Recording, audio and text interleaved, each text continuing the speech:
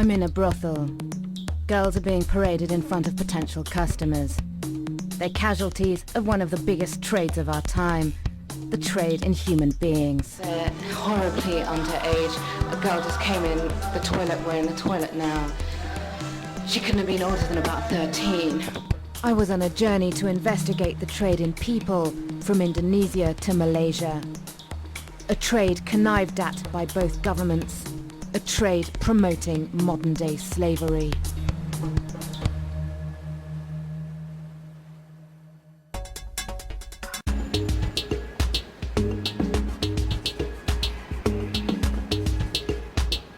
Our journey began in Kuala Lumpur, the capital of Malaysia. Looking at it, you'd never guess, but this is a city of slaves. For slavery in a modern form is what hundreds of thousands of migrant workers from neighbouring Indonesia endure here. The press was bubbling with the story of one, an Indonesian woman who'd killed her boss. We managed to track her down to the Indonesian Embassy where she's staying, and she's agreed to talk to us. Nurayla Usman's trial would have exposed the abuse migrant workers suffer in Malaysia, but days before, after 2 years in jail, prosecutors had dropped the charge. Oh, I can see some girls on the balcony. We discovered the Indonesian Embassy has become a refuge for scores of women who fled their Malaysian employers. If they leave the embassy, they'll be arrested. Their visas are no longer valid because they've left their jobs. Nurayla was due to return to Indonesia the following day. She'd expected to spend the next 10 years in prison. She'd been recruited to work as a waitress in a restaurant in Malaysia. The wages were terrible, but better than she'd ever get in Indonesia.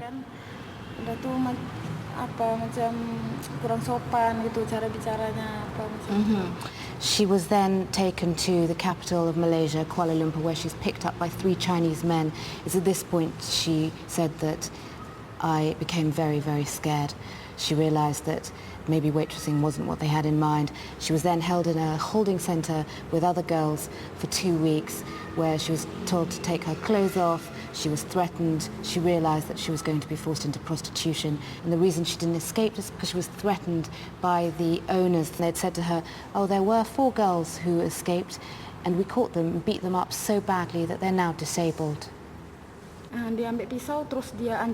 Nurayla was held prisoner with about 30 other girls and forced to watch pornographic films.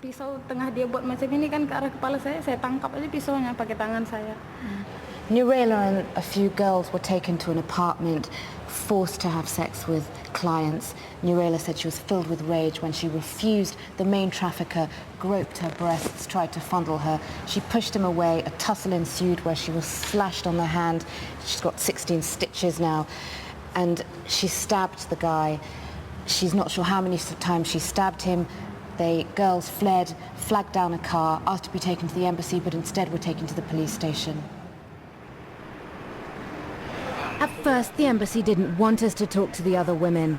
But later, they told us most had worked as maids for Malaysian families, earning the equivalent of $2 a day. They all came here legally, bar one, and they're waiting on cases of abuse, cases of not being paid by their employers. There are 140 of them in the compound. Eventually, one of them told us her story. She'd worked 18 hours a day, every day, for 10 months. She was never paid, and her employers had taken her passport so she couldn't escape home to Indonesia. Throughout that time, she was beaten with a golf club. Why do you think your employer was allowed to hit you?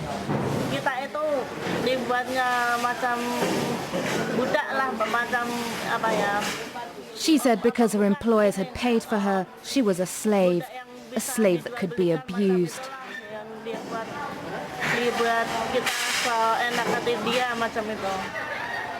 Many of the women had scars from beatings, but didn't want to be filmed. One of them was Nirmala Bonat. The woman she worked for branded her with an iron and then forced her to clean it because her flesh had stuck to it. Under Malaysian law, few women stand any chance of getting their missing wages. They were saying it's worth staying in Indonesia earning less money than to come here and be treated as a dog. 2 million Indonesians work in Malaysia. That's nearly 10% of the country's population. 300,000 of them are maids. Every year, thousands flee their employers. We're in the outskirts of town at the moment because we've heard there's a shelter here that houses Indonesian women who have been abused working as maids or in factories or have been trafficked over here into the sex industry. Runaway Indonesian maids can't leave the country because their employers keep their passports, and it's against the law for them to take another job. Yet women are often so badly treated, they run the risk of working illegally to pay a people smuggler to get them home. One girl is trying to avoid this. Sarah is suing her boss for unpaid wages. She also wants her punished for violent abuse. And how often would she hit you? Banyak kali. Selama 1 tahun tu saya pukul lah. How did that... Mula-mula pun macam ni lah, pukul macam ni, lepas tu kepala kan, kadang pakai rotan macam tu pukul. The mistress of the house would beat her often. First it started slaps on the face, then she started to beat her with a cane, she said. Sarah showed me her scars. Can we show... Thank you, Sarah. Yeah, you can see this is a year later. And she's got scars and she beat her so hard round the head that her ear is now deformed. Ya, ada tapi macam pelecehan seksual, tapi saya tak mau. Sarah told me she'd also been sexually abused, but she wouldn't say more. She says she wants justice and she wants money, compensation. She was never paid for the year that she worked as a maid for this Malaysian family.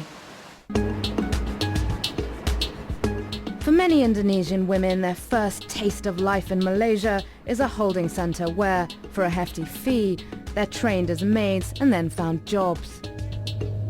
Now I'm about to meet a woman who owns a maid agency. Now she trains in